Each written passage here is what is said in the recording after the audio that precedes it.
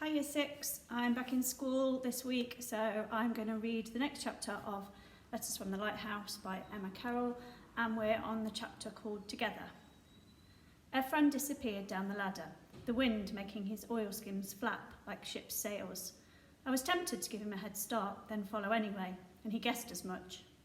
"You stay here," he instructed me. "I'll be back with any news as soon as I can." I shut the front door miserably. Waiting was going to be torture. I was already imagining the worst and the best in one chaotic thought.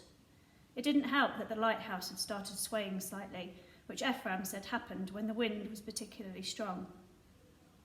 Clutching the handrail, I climbed the stairs to check on Cliff. Part of me was bursting to tell him that I'd cracked the code, but the rest of what we'd worked out wasn't exactly joyful, so I didn't think it fair to worry him. He was asleep anyway, the blankets kicked off, the sheets twisted around his legs. I tucked him in again, then went back up to the sitting room to wait. An hour passed and Ephraim didn't return. The storm had gathered strength, hurling sleet against the windows with such force I thought they'd break. It was a bit like being inside my own head, everything noisy and rattling about. It got harder to keep the stove alight as the wind blustered down the chimney, and I had to wrap myself in a blanket to stay warm. For supper, I made a cheese sandwich, which I shared with Pixie. Another hour passed, then another. I walked circuits of the room, looking out of each of the windows in the hope of seeing Ephraim's torch beam bobbing through the harbour as he came back with news. But all I saw was water streaming down the glass and blackness beyond. It was hard to stay hopeful seeing that. By the time the clock struck midnight, I couldn't bear it any more. I convinced myself the reason Ephraim hadn't returned was because he couldn't face telling me the mission was off. They decided it was too dangerous to rescue anyone from northern France.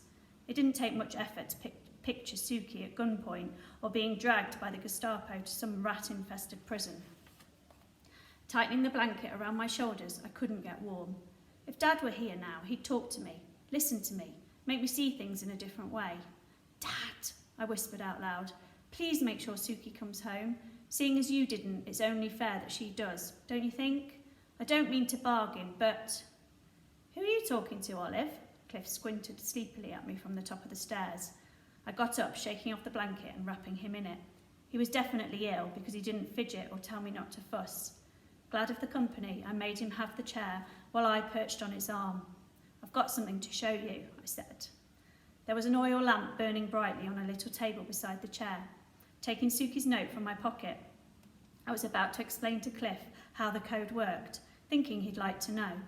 Yet, as I held the paper up with the light behind it, something I'd not noticed before caught my eye. Very, very faintly, you could see another mark on the paper. It wasn't much, but once you looked carefully in the right sort of light, it didn't say day 9 at all, but day 19. Not an opposite at all. "Cliff," I said slowly, "when would day 19 be?" "Day 19, he scowled. "What are you on about? It says day 9. I pointed to the ink stain on the paper. It had been made by water, the burst water mains from the air raid. It was easy to see how I'd missed it before, reading it by weak torchlight or under bedclothes. And it was pretty simple to work out, even for a maths dunderhead like me, that 19 days had passed since the air raid. I caught Cliff's eye.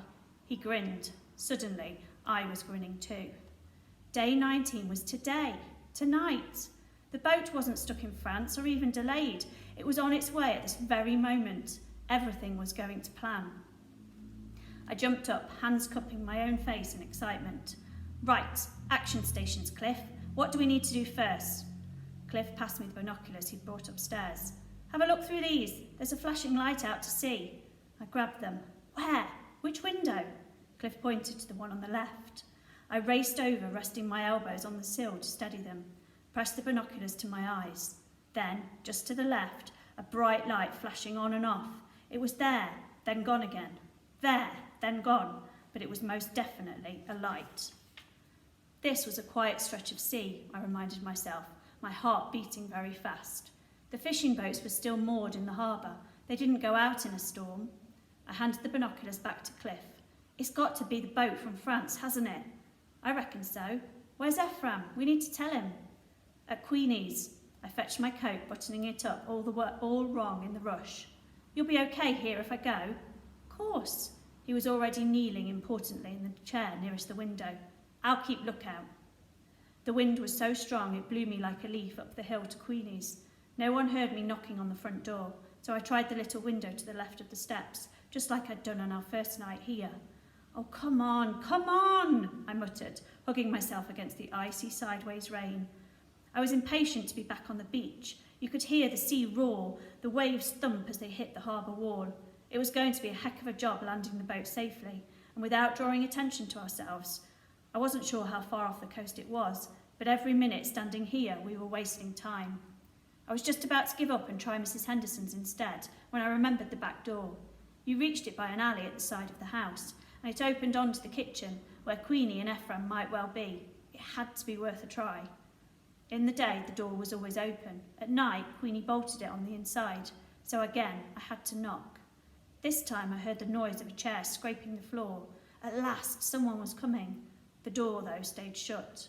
Who's there? It was Esther, sounding frightened. What do you want? I was a bit taken aback. It's Olive. Look. Is Queenie there? Or Ephraim? It's important. There was a grinding, snapping sound as the bolt drew back. Esther opened the door. She was wearing her nightdress with a sweater over the top. Behind her, I glimpsed a chair full of blankets, pulled up close to the kitchen fire. I couldn't sleep, she mumbled. And no one's here. Do you know where they are? I need to find them, Esther. There's a boat coming in. That got her attention. A what? I glanced out into the street, anxious to be gone. A boat. There's people aboard. It's just offshore, and we have to bring it in before it ends up in the quicksands. I'll get my things. She came back moments later, coat and boots on.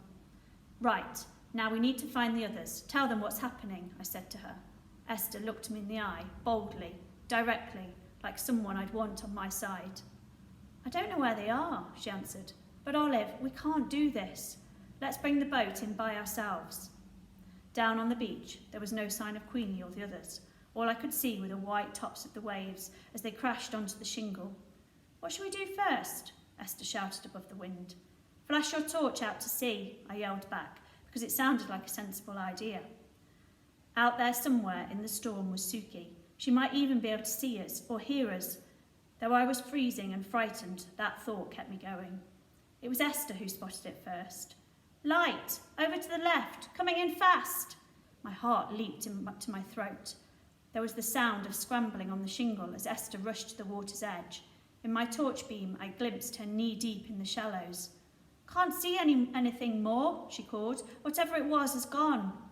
False alarm, I breathed out, almost. Light! Esther screamed again. Light! I said light! Sure enough, there in the blackness was a light. It was bobbing about wildly, dropping, rising, dropping again. The sea was so huge we kept losing sight of it. They're coming in, I yelled, straining on tiptoe. Over to the right, look! The light vanished again. They're heading for the rocks, Esther cried. That's not rocks, that's the quicksands. She didn't hear me. She set off, half running, half scrambling along the beach, heading straight towards the groin. I tried to shout, Wait! Don't go any further! But the wind snatched my words away. Wavering up ahead, I spotted the beam from Esther's torch. Thankfully, she wasn't that far away, though trying to run after her over the shingle was like wading through snowdrifts. Too quickly, I grew exhausted. On my right was the sea, which helped orientate me. All the time, the boat was coming closer. It was level with me now and moving diagonally towards the shore. Esther, stop! I yelled at the top of my lungs. Stop! Her torch beam picked out the slimy black wood of the groin. Just as she reached it, she slowed, looking over her shoulder to locate the boat. She was a little way ahead of it still. A blast of wind sent me stumbling forwards. In a few strides, I was able, at last, to reach her. I threw my arms round her waist and hung on tight. Don't go any further. It's quicksand, I gasped. Esther fell back against me. We both staggered quickly, finding our balance again. The very next wave brought the boat in close enough to hear the slap of something thrown into the water. Catch the rope, Esther cried. I got there first. Esther was right behind me. Between us, we grabbed the rope and hand over hand started heaving. Torches flashed. I heard shouting, the roar of waves. The boat was suddenly alarmingly near, a dark shape rising out of the water, and then it was gone again. We still had the rope, but it was slipping all too easily from our hands. Gritting my teeth, I wrapped it round my wrist. I tried not to think of the pain. "Hold on," Esther yelled behind me. "Don't let go." I turned to reply when a wave knocked me off my feet. My mouth, my head was full of water, so freezing cold it burned. My hands grabbed at nothing. "The rope!" Esther screamed beside me now. "Where is it?" We were all legs and feet as we thrashed about in the surf. Then my arm jerked so hard I thought it'd be torn off. Still wrapped around my waist was the end of the rope. With my free hand I grabbed Esther to anchor me, and there, still there, bucking and dipping in the swell, I caught the sight of lights again. Esther, in front of me now, got both hands on the rope. I couldn't feel my fingers anymore, or my face. The water swirled around us, tugging at our legs, making it hard to stand upright. Harder still to pull against the waves. Alone, I'd never have managed. But somehow, between us, we dug our feet into the shingle and leaned back. For ages, it felt like we were pulling in vain. And then, suddenly, the boat was coming in way too fast. "Watch out!" Esther cried. As another massive wave shunted it onto the beach, we threw ourselves clear just in time. The bottom of the boat ground against the shingle. Someone shouted. In torch beams, I glimpsed the red painted side of a boat, what looked like an oar, a pair of legs dangling over the side. Very quickly, people started dropping into the water. I heard voices in a language I didn't recognise. Esther did, though, and called out, "Shalom, shalom." In moments, we were standing thigh-deep in water, arms raised, taking suitcases, grandmothers, boxes, whatever came out of the boat. There were people everywhere, some laughing in relief, some crying, some hardly able to stand. An old man with a violin case simply sat on the beach and sobbed. I don't know why, but I'd not expected children. There were a couple of boys cliffs-aged, dazed with shock, a little girl I lifted off the boat who clung to her toy dog, a family all together who kept hugging each other and counting heads just to double-check they'd all made it. None of it seemed quite real. Heaps of wet belongings now littered the beach. People stood in huddles, shivering, unsure what to do next. As the last of the passengers clambered off the boat, I was aware I'd not yet spotted Suki. There were quite a few young women in the crowd, but none was her. "Hang on, Olive," Esther said as I unwound the rope from my wrist. "There's a couple more still on board."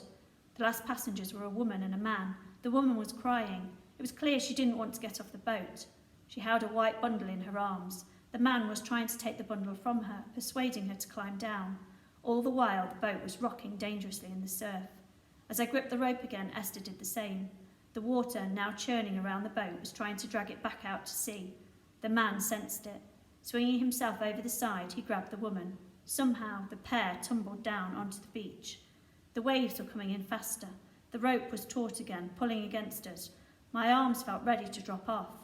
"What do we do now?" I yelled to Esther. "I can't hold on much longer. Can you just—" All I could hear was water as the sea crashed over us. Coming up for air, I heard screaming. Not Esther, but the woman with the white bundle. Only she wasn't holding it anymore. She was back in the water, desperately clawing at the side of the boat. I couldn't understand what she wanted. "What's she saying?" I yelled to Esther. "What's wrong?" But I saw the look of horror on Esther's face. Coming from inside the boat was a high-pitched wailing sound. A baby. In a blur of panic, I pulled as if Cliff's life depended on it. Other hands grabbed the rope, voices shouting. People rushed into the water, throwing themselves against the boat to keep it moving. Yet the sea kept coming, swirling and tugging, fighting to win. I don't know how long we stood there. Time seemed to stop. The shouting became yells. Then eventually, a cheer. Inch by inch, the boat came in until it hit the beach, and we couldn't move it any more. Feeling the rope slacken, I let go at last. We weren't in water any longer. Somehow, together, we'd shifted the boat so it now sat surprisingly high on the beach. My backside hit the ground with a thud. Esther dropped down beside me, breathing like she'd run for miles. I was aware of people standing over us, asking if we were all right. And somewhere, nearby, a baby still crying, but in a gentler way, and a woman's voice saying, "Shh, Reuben, shh," over and over.